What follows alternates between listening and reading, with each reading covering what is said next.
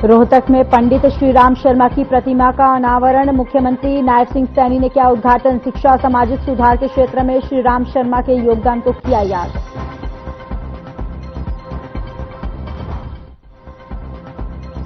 दिल्ली विधानसभा चुनाव का बजा बिगुल, बीजेपी उम्मीदवार दुष्यंत गौतम के नामांकन में शामिल हुए मुख्यमंत्री नायब सैनी। कहा, पीएम मोदी के नेतृत्व में काम करने वाली बीजेपी सरकार होगी जी। हिसार में पुलिस ने 4 आरोपियों को किया गिरफ्तार। फर्जी दस्तावेजों के आधार पर जमानत मामले में कार्रवाई। हिसार थाना में दर्ज हुआ था मामला।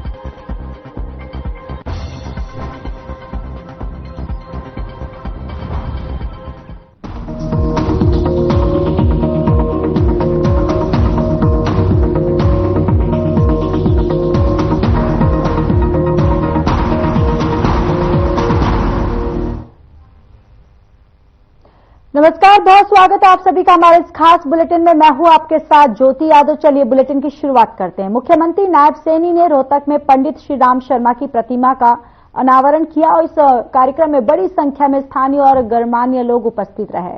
मुख्यमंत्री ने अपने संबोधन में पंडित श्रीराम शर्मा के योगदान को याद करते हुए कहा कि उन्होंने समाज में शिक्षा और सामाजिक सुधार के क्षेत्र में महत्वपूर्ण भूमिका निभाई है।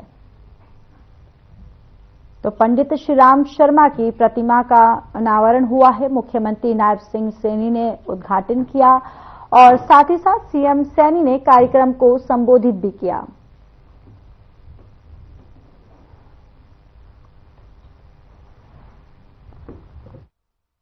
मुझे ये भी खुशी है कि पंडित श्रीराम शर्मा जी देश को आजाद कराने के लिए जनमानस को तैयार करने हेतु उन्होंने एक अखबार को एक सशक्त माध्यम मानते हुए 18 मार्च को उर्दू भाषा में जो हरियाणा तिलक नामक साप्ताहिक अखबार का प्रकाशन भी उन्होंने शुरू किया था, जिसको अभी हमने आपके सामने है उसको लॉन्च भी किया है, जो आज हरि तिलक के नाम से निरंतर जारी है। भाइयों, जो लोग पंडित श्रीराम शर्मा जी ने जलाई थी वो आज भी समाज के अंधेरे को दूर कर लोगों को रास्ता दिखाने का काम वो कर रही है। मुझे खुशी है कि आज इनके प्रकाशन की 101वीं वर्षगांठ भी है। इसके विशेष अंक का विमोचन आज हुआ है और इसका विमोचन करते हुए मुझे बड़े गर्व की अनुभूति भी हुई है।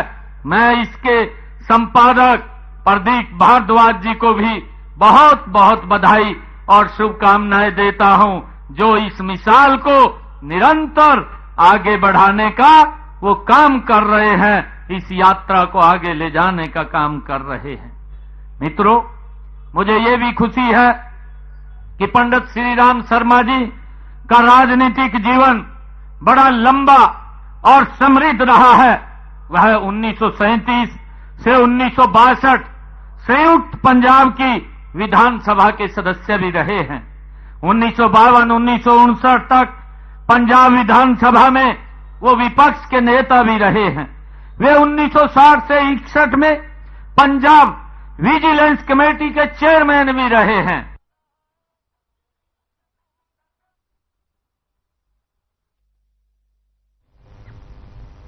करोलबाग विधानसभा क्षेत्र से बीजेपी उम्मीदवार दुष्यंत गौतम के नामांकन पर हरियाणा के मुख्यमंत्री नायब सिंह सैनी ने कहा कि इस बार पीएम मोदी के नेतृत्व में काम करने वाली बीजेपी की सरकार दिल्ली में बनने जा रही है।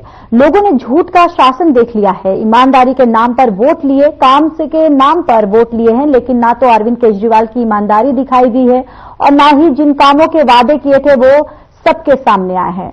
झूठ बोलकर अरविंद केजरीवाल ने पिछले 10 सालों में लोगों को लगातार बरगलाने और उनका शोषण करने का काम किया है।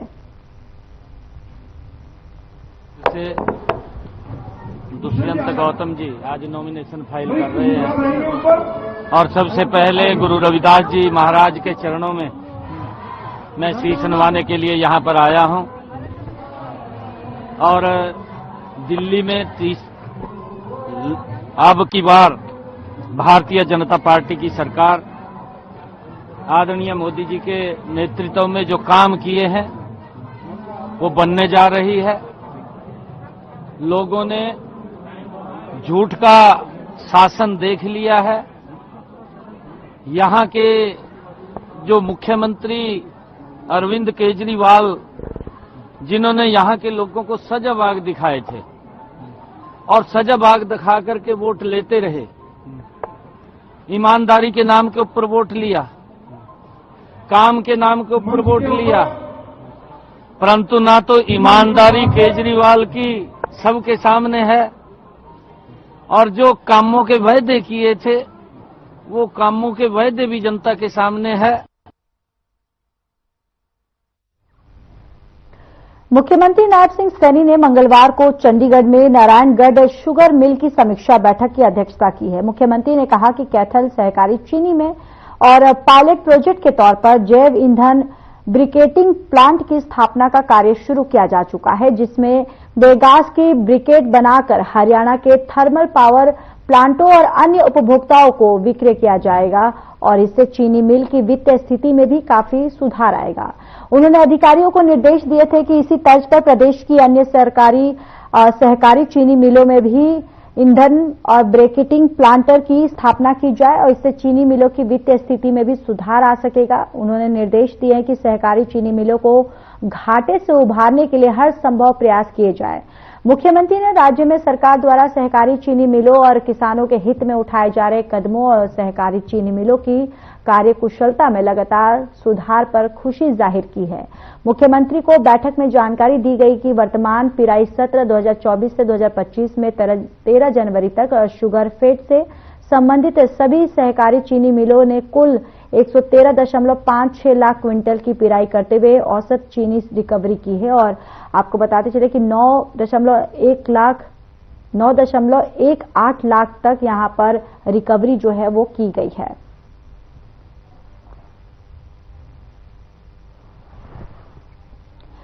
तो शुगर मिल की समीक्षा बैठक यहां पर की गई। मुख्यमंत्री नायब सिंह सैनी की अध्यक्षता में ये बैठक की गई है और इस बैठक में चीनी मिलों को लेकर और जैव ईंधन ब्रिकेटिंग प्लांट की स्थापना को लेकर चर्चा की गई और ये बैठक देखिए, इसकी अगुवाई जो है, इसकी अध्यक्षता जो है नायब सिंह सैनी ने की है और इस बैठक में और भी जो गणमान्य लोग हैं वो भी मौजूद रहे और शुगर मिल की दरअसल समीक्षा बैठक की गई और ईंधन पे भी लेकर ये तमाम बिंदुओं पर इस बैठक में चर्चा की गई है।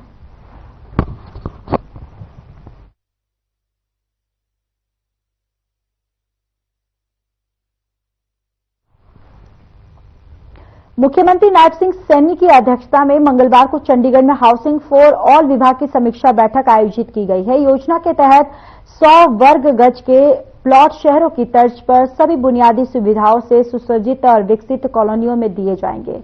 इसके लिए मुख्यमंत्री द्वारा 100 करोड़ रुपए की राशि की स्वीकृति पहले ही प्रदान की जा चुकी है।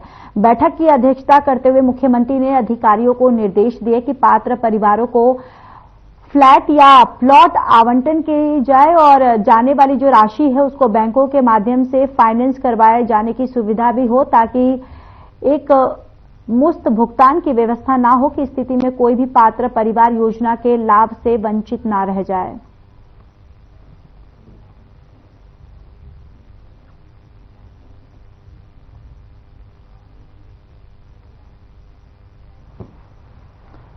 तो मकान बनाने के लिए और पैसे को किस तरीके से वो मिले लोगों तक, इसको लेकर देखिए यहां पर प्लानिंग की गई है और मकान बनाने को लेकर दरअसल जो पैसे हैं वो किस तरीके से मिले और भूमिहीन परिवारों के लिए बुनियादी सुविधाएं किस तरीके से मिले, इन तमाम चीजों को लेकर बैठक की गई और यहां पर मुख्यमंत्री जो है उनकी अध्यक्षता में ये बैठक हुई है और जल्द ही 100 गज के जो प्लॉट है वो मिलेंगे और इस सब चीजों को लेकर, मकान बनाने को लेकर या जो प्लॉट दिए जाएंगे, तमाम चीजों को लेकर चर्चा की गई है इस बैठक में।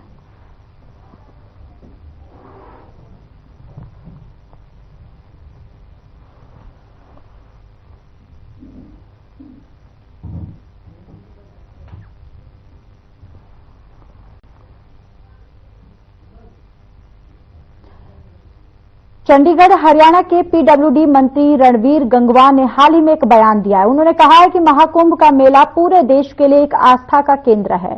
7 फरवरी को हरियाणा के मुख्यमंत्री, कैबिनेट मंत्री और विधायक संगम में डुबकी लगाने का काम करेंगे।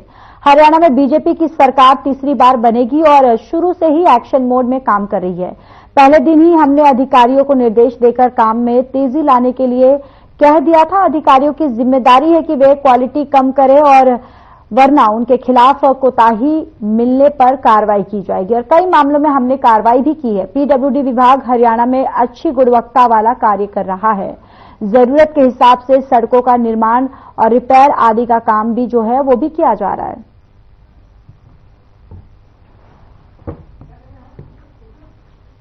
देखिए, भारतीय जनता पार्टी की सरकार लगातार तीसरी बार प्रदेश के अंदर बनी है। सरकार पहले दिन से ही एक्शन मोड के अंदर है। 100 दिन को नहीं, हम तो हर एक दिन का हिसाब दे सकते हैं।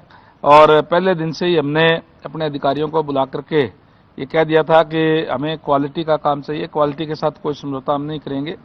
कोई भी चाहे काम करने वाली एजेंसी हो और चाहे उनके जो जिम्मेदार अधिकारी है, कर्मचारी है, उनकी जिम्मेदारी है कि क्वालिटी का काम हो और कहीं इसमें कोताही पाई जाती है तो फिर हम उनके खिलाफ सख्त एक्शन लेंगे। ये हमने पहले दिन ही कह दिया था। जहां जहां कोई कोताही मिली वहां हमने सख्त एक्शन लिए भी हैं और हमारा डिपार्टमेंट एक अच्छे क्वालिटी के काम पूरे हरियाणा प्रदेश के अंदर कर रहा है। जहां जहां जरूरत है, जहां जहां रोड बनाने की जरूरत है, रोड बना रहे हैं हम।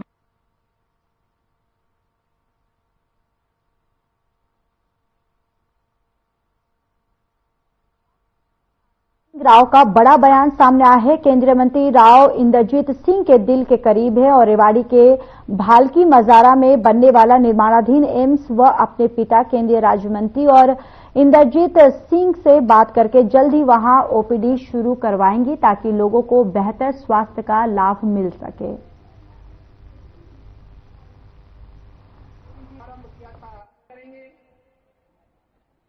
श्याम सेवा समिति ने आज 24 जोड़ियों का सामाजिक विवाह करवाने की सोची है और ये बहुत ही पुण्य का काम है।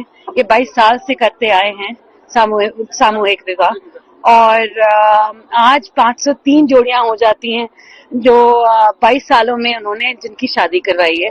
तो बहुत ही ज्यादा पुण्य का काम है और मैं इसका हिस्सा बनके बहुत मेरे को लगता है थोड़ा पुण्य मुझे भी मिल गया।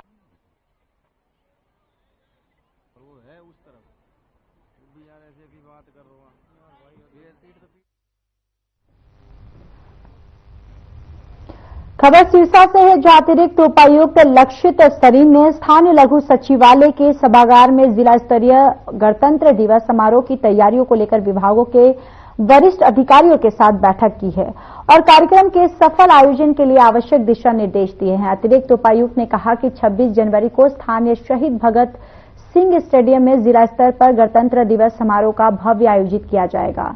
इस राष्ट्रीय पर्व के सफल आयोजन के लिए अधिकारी कर्मचारी पूर्ण निष्ठा और ईमानदारी से अपनी ड्यूटी का निर्वहन करें। उन्होंने आयोजन स्थल की सफाई, बैठने की व्यवस्था, मंच की सजावट, शौचालय व्यवस्था, एम्बुलेंस, पेयजल आदि के लिए आवश्यक दिशा निर्देश दिए।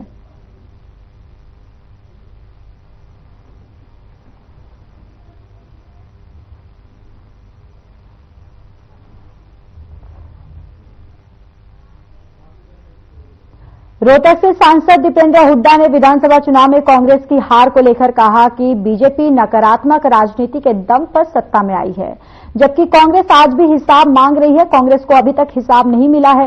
वहीं उन्होंने कहा कि हरियाणा के इतिहास में पहली बार सबसे ज्यादा मजबूत विपक्ष मिला है और कांग्रेस जनता की आवाज उठाती रहेगी। नीति के सहारे सरकार बनी है, ये काम के सहारे सरकार नहीं बनी। उसका जो हमारे मुद्दे थे पहले, वो आज भी मुद्दे हमारे खड़े हुए हैं प्रदेश में भी और फरीदाबाद को लेकर। हमने जैसे जो हिसाब इस सरकार से मांगा था वो कोई जवाब हमें मिला नहीं।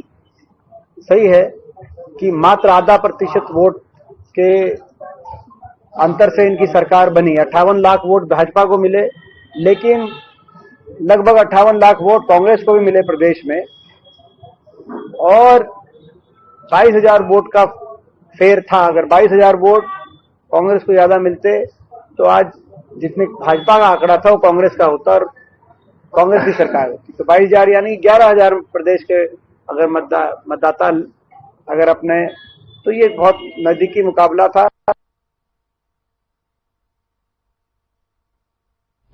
खबर हिसार से है, जहां पुलिस अधीक्षक शशांक कुमार सावन ने उनके निर्देशानुसार कार्रवाई करते हुए हिसार सिविल लाइन थाना पुलिस ने फर्जी दस्तावेजों के आधार पर जमानत करवाने के मामले में 4 आरोपियों को गिरफ्तार किया। बताते चले कि गिरफ्तार आरोपियों ने 31 जनवरी 2023 को थाना आजाद नगर में दर्ज हत्या प्रयास मामले में आरोपी को फर्जी दस्तावेजों के आधार पर अदालत से जमानत करवाई थी और जिसके बारे में एडिशनल सेशन जज के रीडर की शिकायत पर थाना सिविल लाइन हिसार में 7 जनवरी 2025 को विभिन्न धाराओं में अभियोग अंकित कर कार्रवाई करते हुए आरोपियों की गिरफ्तारी की गई। वहीं इस मामले पर जानकारी देते हुए पुलिस उप अधीक्षक सुनील कुमार ने प्रेस वार्ता की है, यानी कि प्रेस कॉन्फ्रेंस की है।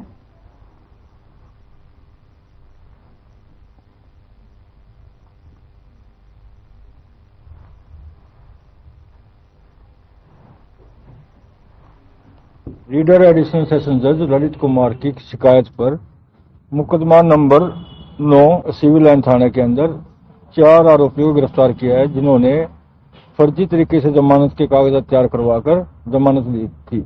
इसमें रवि का मुकदमा नंबर 113/2023 में 307 और अन्य धाराओं में मुकदमा दर्ज था, उसमें फर्जी तरीके से जमानत ली गई थी। आज इन आरोपियों को अदालत में पेश किया जाएगा और रिमांड दिया जाएगा। मामला क्या था सर? इन्होंने फर्जी कागजात तैयार करके आरोपियों की जमानत ली थी।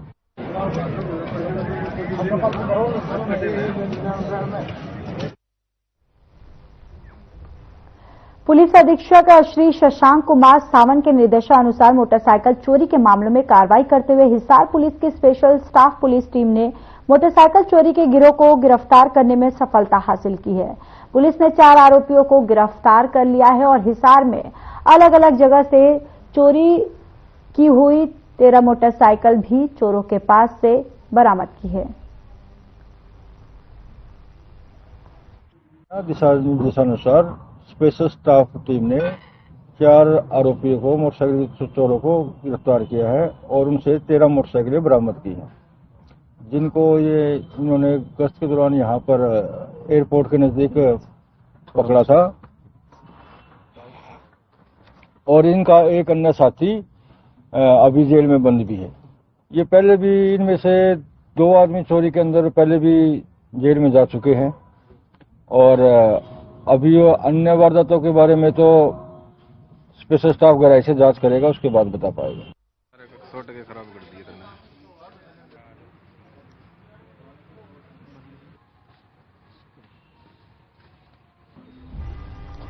नारनौल की नागरिक अस्पताल के साथ में बना ट्रॉमा सेंटर बनकर तैयार हो चुका है। 18 बेडों के इस ट्रॉमा सेंटर में अनेक मशीनें लगाई जाएंगी, जिनमें एक्सरे मशीन के अलावा अल्ट्रासाउंड, सीटी स्कैन, ईसीजी जैसी मशीनें लगाकर रोड एक्सीडेंट में घायल हुए लोगों को नया जीवन दान देने के लिए प्रयास किए जाएंगे।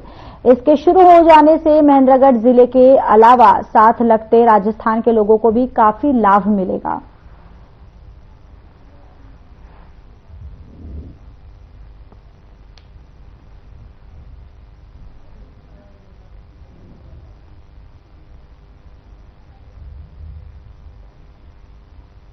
देखिए, ये सरकार की पहल है।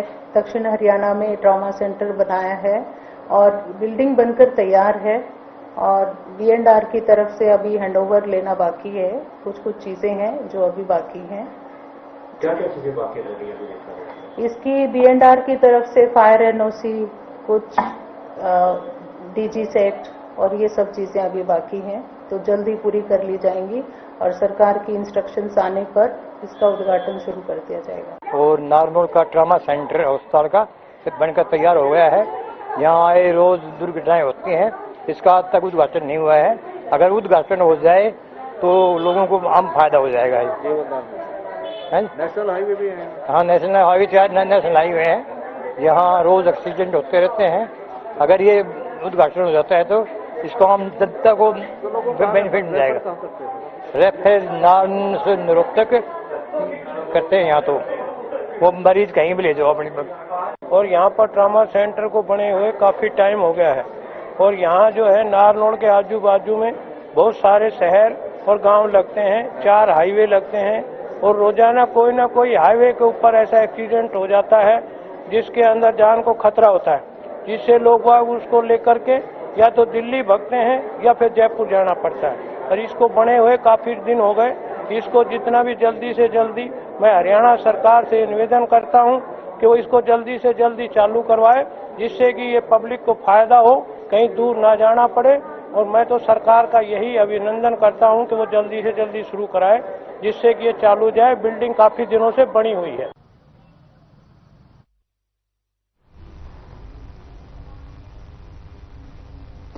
तरावड़ी शहर में लोहड़ी का पर्व हर्ष उल्लास और पारंपरिक रीति रिवाजों के साथ मनाया गया। खासतौर पर शहर की Rana colony, Gurudwara road, mall town और काजू नगर किला, Gulab colony, Lakshmi colony, Khurana colony, Vasudev colony, main बाजार में लोहड़ी का कार्यक्रम धूमधाम से मनाया गया।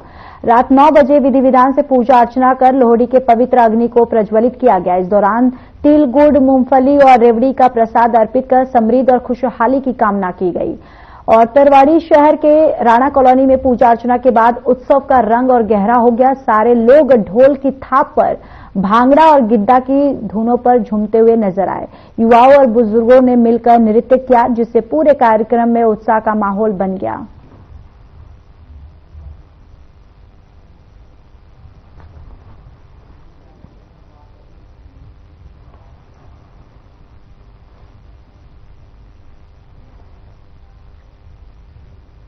साबरी ग्रुप तरावड़ी ने शहर के दिव्यांगों के साथ लोहड़ी और मकर संक्रांति पर्व की खुशियां साझा की हैं। ई लाइब्रेरी और तरावड़ी में मास्टर सतीश पवार के नेतृत्व में आयोजित कार्यक्रम में बड़ी संख्या में लोगों ने हिस्सा लिया। साबरी ग्रुप तरावड़ी से जुड़े युवाओं ने दिव्यांगों के साथ लोहड़ी का पर्व मनाया। वहीं सभी दिव्यांगों ने उन्होंने मूंगफली, रेवड़ी, गजक और पॉपकॉर्न देकर लोहड़ी और पर्व की शुभकामनाएं दी। और मास्टर सतीश पवार ने संबोधित करते हुए बताया कि साबरी ग्रुप सामाजिक कार्यकर्ता अक्षय प्रताप बेदी के नेतृत्व में समाज में सराहनीय कार्य किए जा रहे हैं। और साथ ही उन्होंने कहा कि साबरी ग्रुप नशे के खिलाफ जागरूकता अभियान चला रहा है, जिसमें लोगों को नशे से दूर रहने के लिए जागरूक किया जाता है।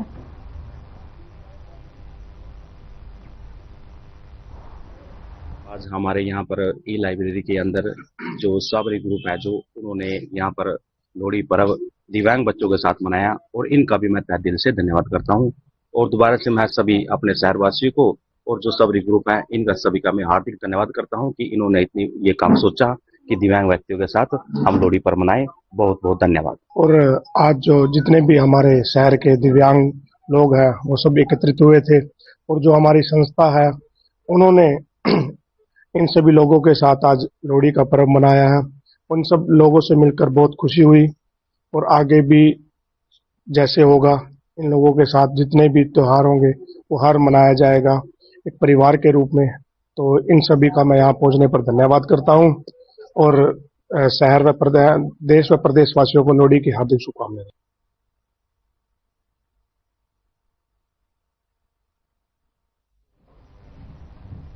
चलिए, इस बुलेटिन में इतना ही। बाकी देश और दुनिया की तमाम बड़ी खबरों के लिए जुड़े रहिए हमारे साथ। नमस्कार।